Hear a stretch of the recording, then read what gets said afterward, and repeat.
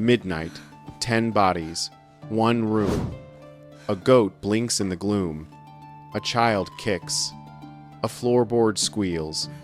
Somewhere under a scratchy wool blanket, a hand searches for another hand and freezes, because in this house, even a sigh is public. No walls, no doors, no mercy from the straw that whispers like a gossip. Be honest. Could you make love when your grandmother's snoring 3 steps away? If that image punches you in the chest, good, keep it there. Because this is how most people in medieval Europe lived, not in homes, but in a single heated space called the hall, or in the north, a longhouse, where smoke climbed through a hole that barely worked, and warmth came from bodies stacked close. By day, the table took the blows of knives and elbows. By night, it became a bed. Straw pallets were dragged from the wall, a cloak doubled as a blanket, tools slept next to people, animals shared the air, privacy wasn't rare, it wasn't even a word that mattered. Now imagine a wedding. You've done the vows, eaten the bread, finished the ale. The match is sealed, at least publicly. In some places, friends walk you to the bed in a bedding ritual to prove you're not just play acting at marriage. The curtain, if there is one, twitches. Heads turn away because custom demands it, not because architecture allows it. You are married, but you are not alone. Love must learn to move without being seen, inside a room that watches everything. So, couples built invisible rooms. When you can't afford timber and you hate the chill of stone, you use fabric. Thick wool hangings, a patched blanket strung on a cord, a reed screen dragged into place at night. None of it stops sound. All of it creates a claim. For this slice of time, this corner is ours. Probate lists start to name bed curtains right alongside pots and tools. In townhouses, the only fully curtained bed belonged to the master and his wife, a 4-poster with heavy drapes that turned a bed into a tiny house. Apprentices got the loft, servants hugged the door, children settled around the embers like puppies around a mother. In a world with no rooms, a curtain was an act of will. Tell me in the comments, would a curtain be enough for you? Or do you need a key in an iron lock to breathe? Intimacy in one room was a schedule, not a surprise. Parents waited for the lull that drops after a long day, for the baby's hiccups to fade, for the apprentice to trudge to the well. Market day was a gift. The house emptied for an hour while someone haggled over grain. Signals did the talking that words couldn't risk. A shoe turned toe out beside the door meant later.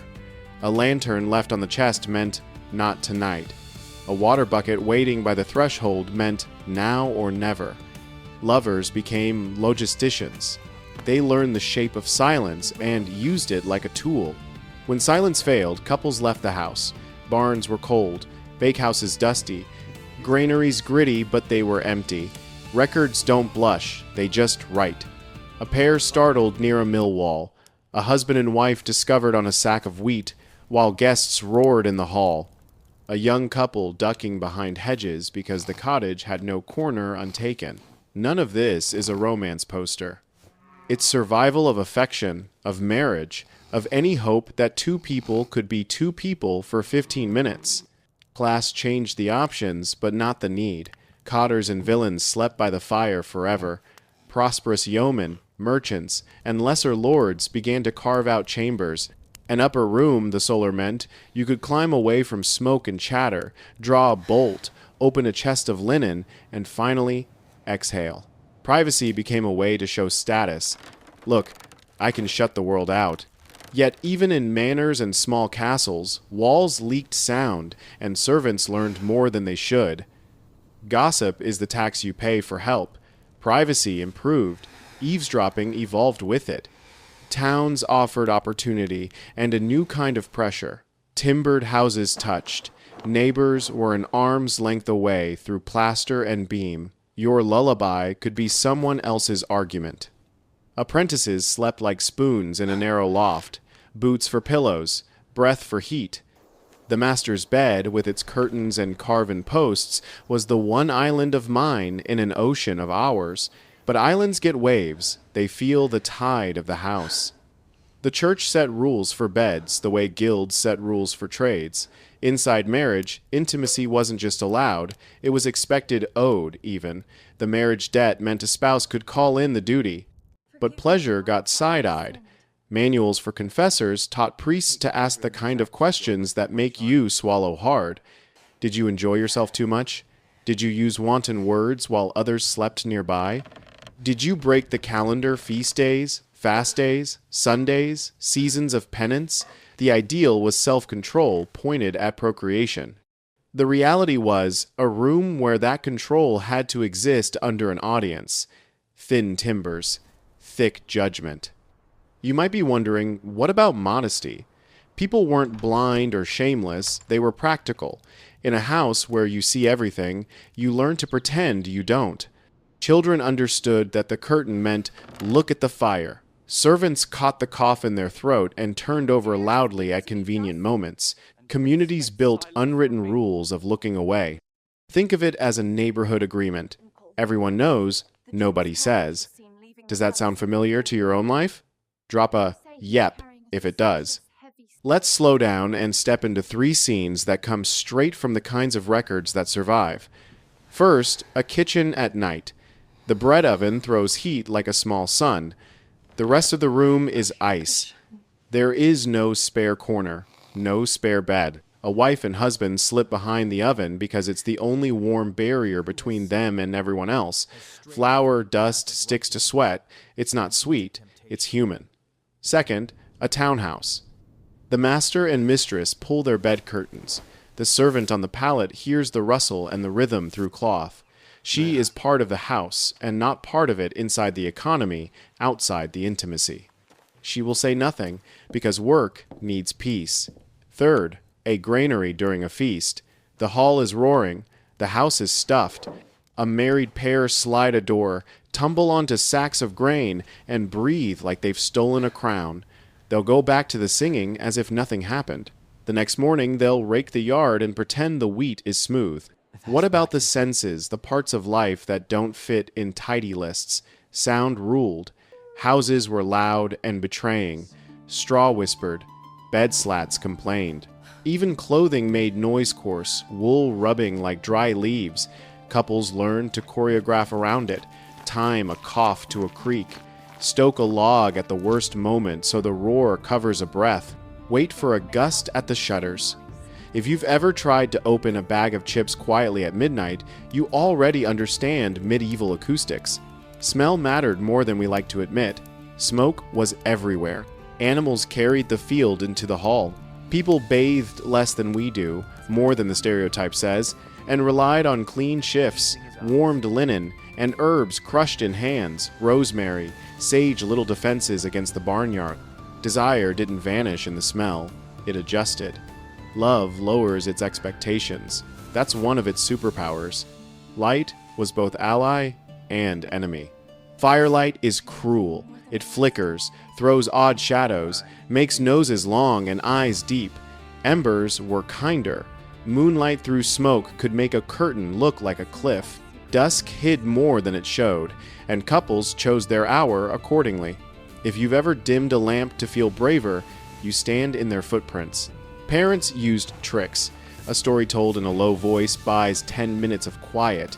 A chore shouted toward the door sends the apprentice outside. A sudden interest in the water bucket fetch opens a window of silence. Children learned early that adults have their own mysteries. The house taught them to read a room long before it taught them to read words. But let's not pretend every story ends soft. Villages had watchmen. Towns had neighbors with long memories. Ecclesiastical courts loved cases where ears became evidence. A laugh at the wrong time, a footprint where none should be, a door that stuck because it had swollen with steam and not weather, small things turned into public trouble. Unmarried lovers risked shame and fines. Married lovers risked gossip that could curdle a marriage faster than milk near the hearth. In a world with few secrets, reputation is a currency. Once spoiled, it's hard to clean. Here's a curveball. Privacy did grow, slowly. Architecture learned to split space. By the later 1500s in wealthier homes, the hall stopped being the bedroom. People started saying chamber without meaning the whole house. A withdrawing room meant exactly what it sounds like, a place to pull away. Multi-story townhouses pushed sleeping quarters upstairs and put latches, real ones, on doors. For the poor, change lagged, but even there you see small steps, a corner bed boarded on two sides, a permanent fabric partition, a movable screen that didn't have to be rolled up with the mats each morning. The house began to cooperate with the heart. Still, the most powerful technology of privacy wasn't a beam or a wall. It was consent and collusion. A family agrees not to look. A neighbor chooses not to tell.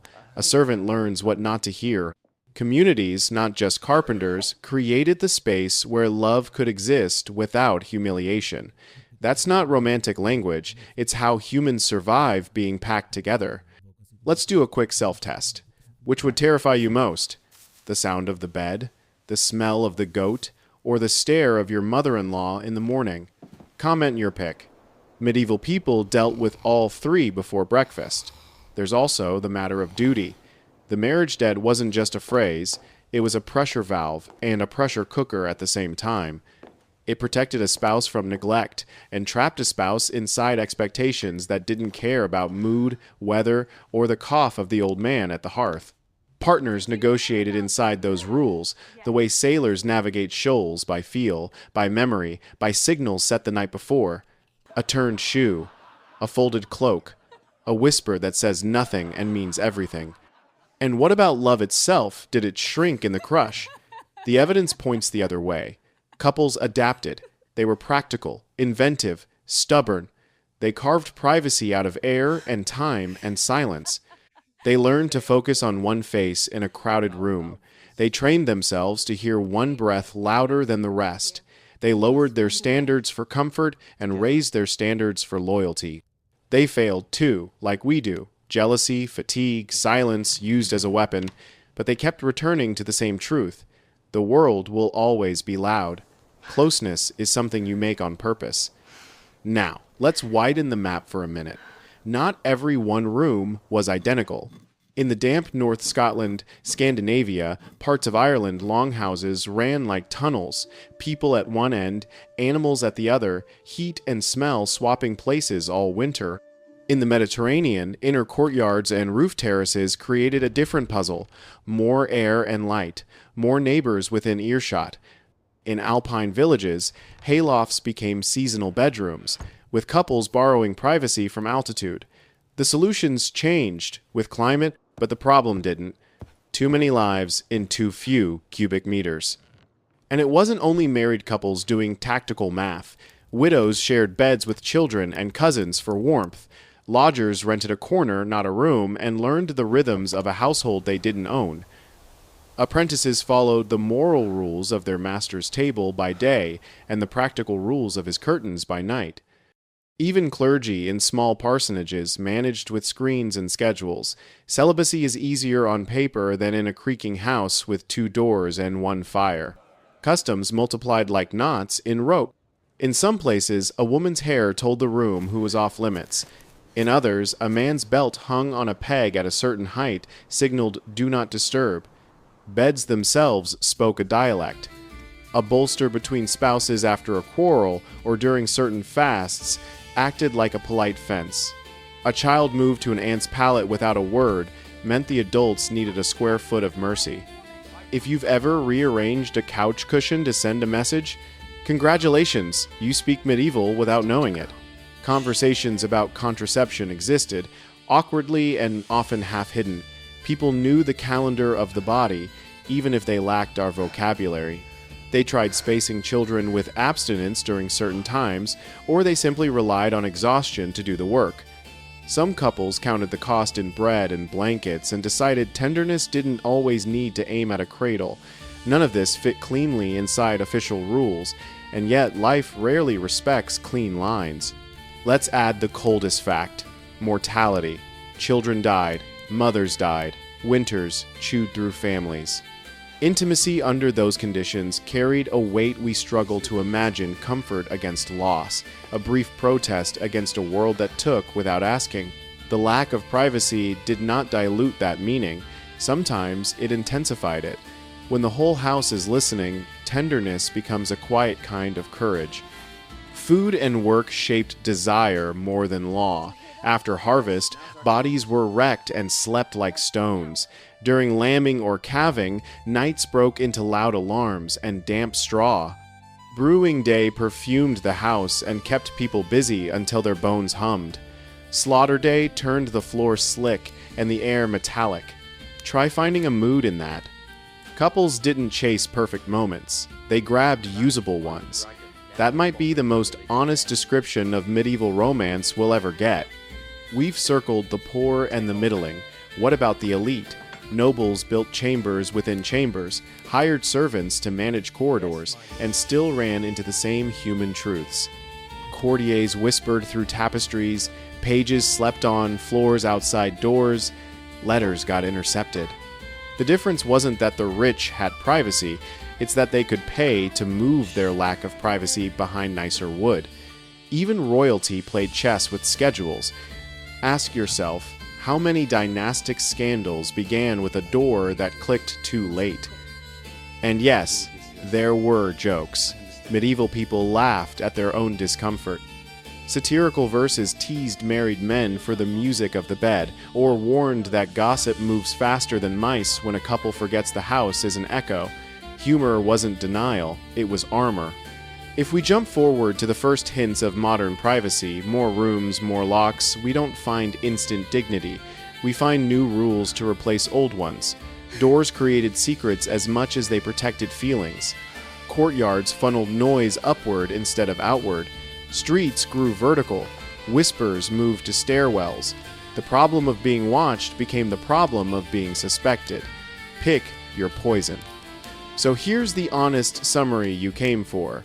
How did couples find intimacy in one-room homes? They didn't wait for space to appear, they made it.